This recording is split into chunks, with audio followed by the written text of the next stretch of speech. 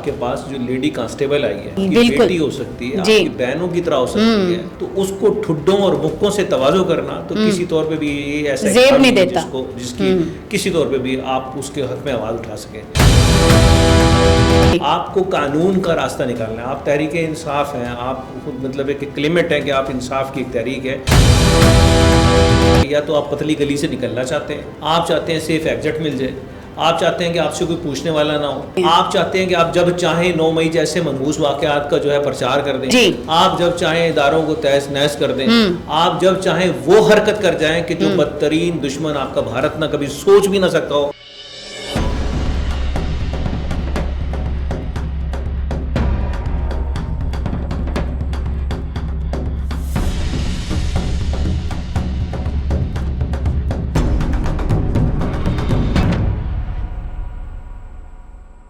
بسم اللہ الرحمن الرحیم، السلام علیکم۔ ساؤتھ پنجاب ڈیجیٹل کے پلیٹ فارم سے میں ہوں آپ کی میزبان تنزیلہ ملک۔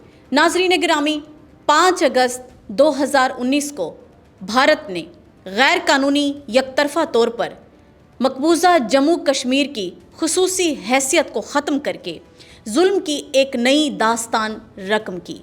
آج کا دن یوم استحصال کے طور پر منایا جاتا ہے تاکہ دنیا کو یہ یاد دلایا جا سکے کہ کشمیر آج بھی ایک بند جیل ہے جہاں انسانی حقوق پامال کیے جا رہے ہیں۔ آئیے اس حوالے سے مزید جانتے ہیں آج کی پوڈ کاسٹ میں ہمارے ساتھ موجود یاسر شیخ صاحب سے۔ السلام علیکم سر۔ وعلیکم السلام سر، کیسے ہیں؟ خیریت سے ہیں؟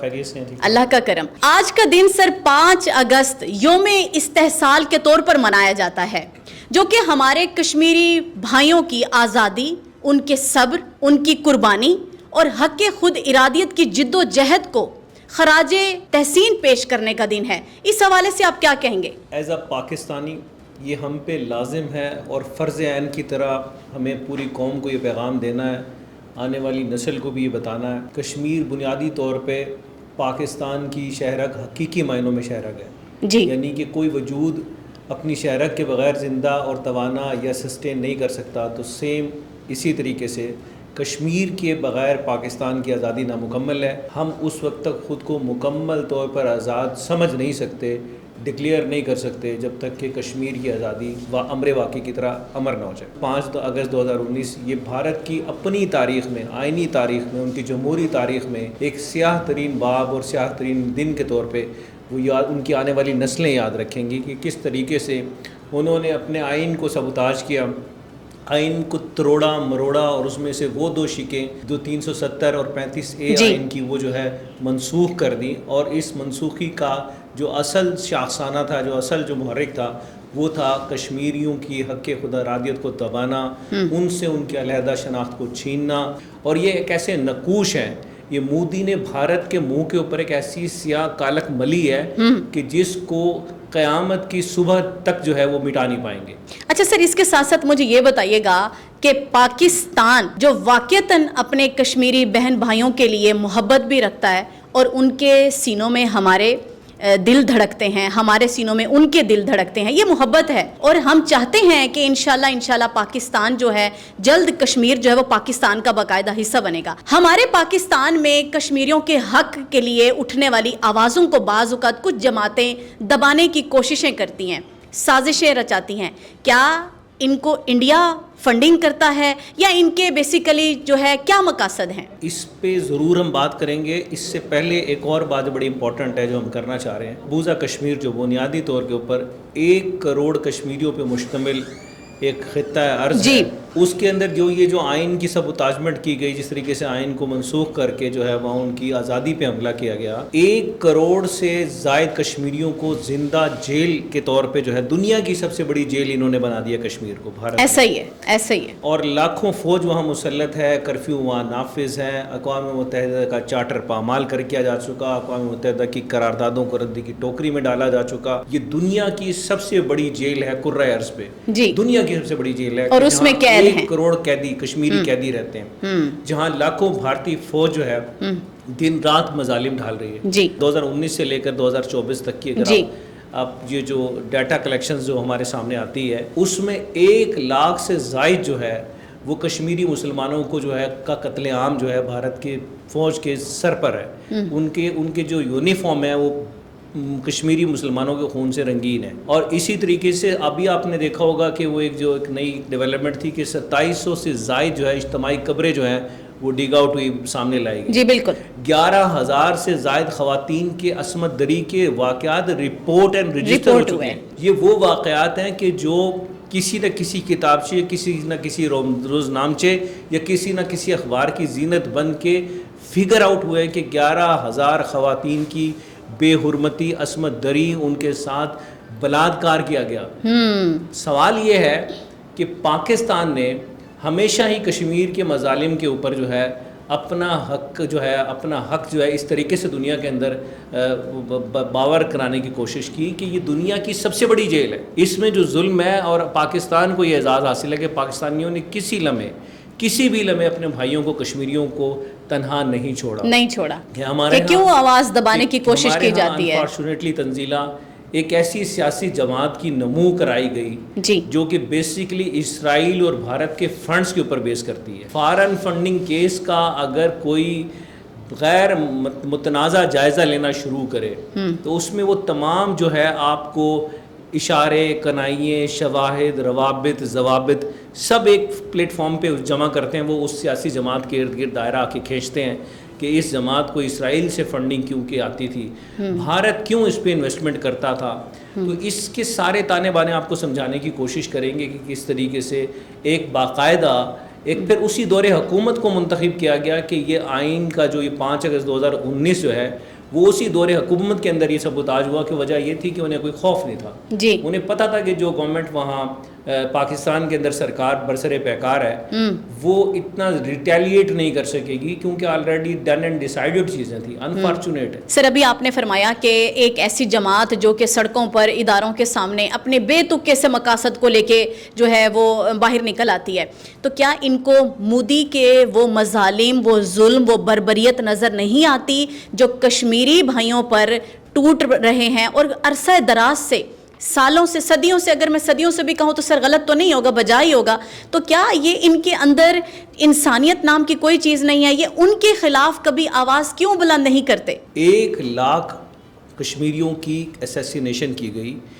یہ کوئی فلسطین اور کشمیر، یہ 2 ایسی ریاستیں ہیں، 2 ایسے خطۂ ارض ہیں دنیا کے اندر کہ جہاں ظلم بھی شرما گیا، جہاں فرعونیت اور رونیت بھی شرما گئی، گھٹنے ٹیک گئی کہ اتنا ظلم. یہاں اس قسم کی یزیدیت برپا کی گئی، اس قسم کا ظلم اٹھایا گیا.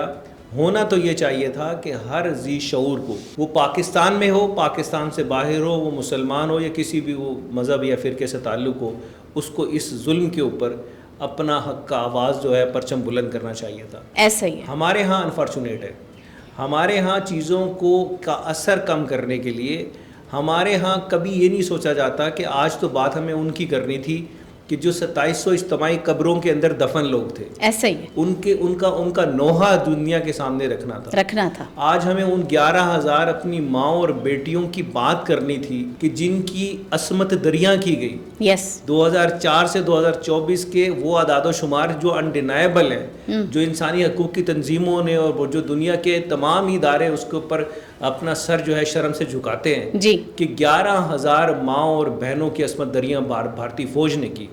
1 لاکھ شہداء کی بات کرنی چاہیے تھی. وہ اجتماعی قبروں کے اندر دفن ان مظلوم کشمیریوں کی بات کرنی چاہیے تھی. آج ہم اپنی ذات کا، اپنی سیاست کا منجن لے کے اپنے ملک کے خلاف کھڑے ہیں تو ہمیں شرم آنی چاہیے. یہ مقام شرم ہے. آج کے دن تو کم از کم آپ کو خیال کرنا چاہیے کہ یار آپ اپنی، ٹھیک ہے آپ نے اپنا پولیٹیکل منجن بیچنا بھی ہے تو اب اور بڑے دن ہیں، آپ اس دن کا انتخاب اسپیسیفک کیوں کرتے ہیں؟ بالکل. آپ کو یاد ہوگا کہ جب پاکستان نے اسرائیل کے خلاف متفقہ قومی اسمبلی کا، پارلیمان کا ایک اجلاس بلایا اور اس کا مقصد یہ تھا کہ اسرائیل کی بربریت کے خلاف جو ہے ایک متفقہ طور پہ قرارداد پیش کی جائے گی اور اسے منظور کیا جائے گا. تو انفارچونیٹ اس دن بھی، یہ تاریخ کے سینے پہ رقم ہے، یہ عبارت انمٹ نہیں ہے. آپ کی اس جماعت نے، اس سیاسی جماعت نے جو ہے پارلیمان کا ہی بائیکاٹ کیا. جو سنگل پوائنٹ ایجنڈے کے اوپر اجلاس تھا کہ اسرائیل کی بربریت کے خلاف قرار دے داد مذمت، اور مظلوم غزہ کے مسلمان بچے جو شہیدوں کی صورت میں جو ہے وہاں ہر منٹ کے بعد جو ہے جامع شہادت پی رہے تھے، ان کے حق میں آپ نے قرارداد منظور کرنی تھی. تو آپ نے وہاں بھی ایک سائیڈ لی اور خود کو ثابت کیا کہ آپ کا جو ویسٹڈ انٹرسٹ ہے وہ اسرائیل کے حق میں، نہ کہ ان مظلوم غزہ کے لوگوں کے حق میں. جی سر، آج آپ نے دیکھا ہوگا کہ ریحانہ ڈار کی گرفتاری پر ہماری جو خواتین پولیس کانسٹیبلز ہیں ان کے ساتھ جو ناروا سلوک کیا گیا.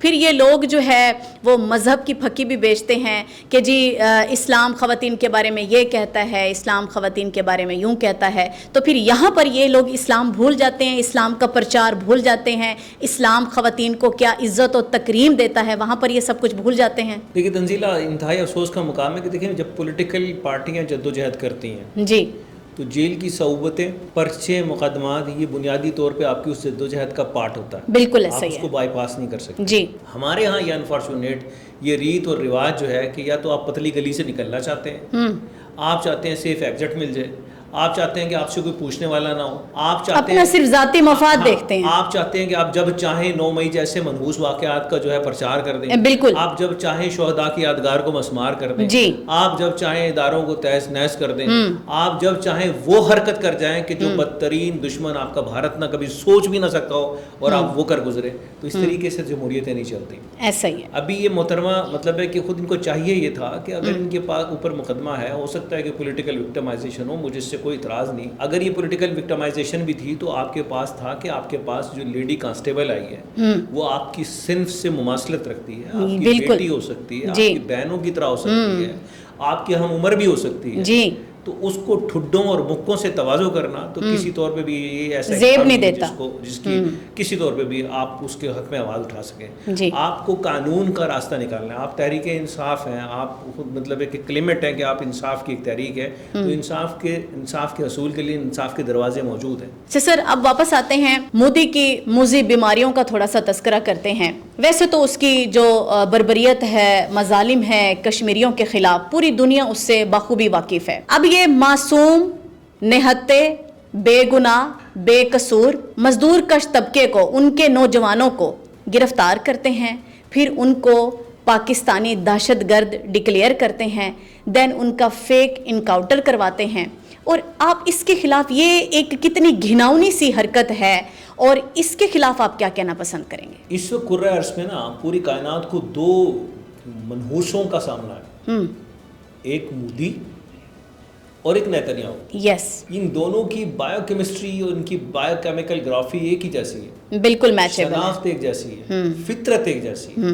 اور ان کی فطرت میں شامل ہے کہ مظلوموں پہ ظلم ڈھانا، کمزوروں کا قتل عام کرنا، معصوموں کو جو ہے ان کی جانوں سے ان کو ہاتھ دھونے میں مجبور کرنا، لوگوں کی زندگیاں، ان سے سکھ، ان کا چین، ان کی خوشی، ان کا آرام چھیننا. یہ بدبخت ہے. کرۂ ارض کے اوپر یہ 2 شیطان کے چیلے جو ہے مودی اور نیتنیاہو، یہ عفریت ہیں، یہ وبال ہیں، اور ان کا زوال جو ہے ان کو لبیک کہنے کے در پہ ہے. میرا کامل ایمان اور یقین ہے. یاسر شیخ صاحب بہت شکریہ.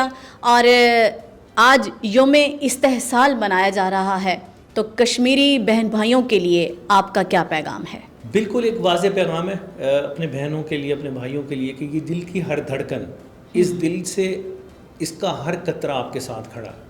اور جب تک اس جسم میں، یہ میں اپنی ذات کی بات نہیں کر رہا، یہ 25 کروڑ عوام کی بات کر رہا ہوں، یہ آپ کے ساتھ ہے. اور انشاءاللہ آپ کی نسلیں، ہماری نسلیں، ہم خود اپنی زندگی میں آپ کی آزادی کا سورج ضرور طلوع ہوتا دیکھیں گے انشاءاللہ. بہت شکریہ، بہت شکریہ یاسر شیخ صاحب، تھینک یو سو مچ. آئیے ہم کشمیریوں کے لیے آواز بلند کرتے ہیں، ان کے حقوق کے لیے، ان کی آزادی کے لیے، ان کے مستقبل کے لیے. اسی کے ساتھ ہی اپنی میزبان تنزیلہ ملک کو ساؤتھ پنجاب ڈیجیٹل کے پلیٹ فارم سے دیجیے اجازت. اللہ نگہبان.